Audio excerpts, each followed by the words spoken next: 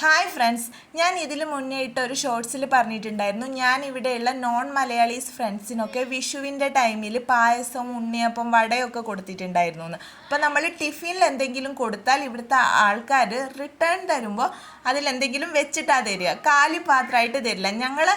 നാട്ടിൽ ഞങ്ങൾ ആ സൈഡിലൊന്നും ഇങ്ങനെയുള്ള കാര്യമില്ല കേട്ടോ. നമ്മൾ പിന്നെ എപ്പോഴെങ്കിലും കൊടുക്കുന്നല്ലാതെ റിട്ടേൺ കൊടുക്കുമ്പോൾ എന്തെങ്കിലും വെക്കണം എന്നുള്ള ഒരു കാര്യമില്ല. ഇതാണോ കൊടുത്താൽ കൊല്ലത്തും കിട്ടുമെന്ന് പറയുന്നത്? ഓക്കെ, എനിവേ ഇതൊരു തമിഴ് ഫ്രണ്ട് തന്നതാണ്. അത് അടയുടെ ഷേപ്പാണുള്ളത്, പക്ഷെ കുഴക്കട്ട ഇത് തന്നെയാണ്.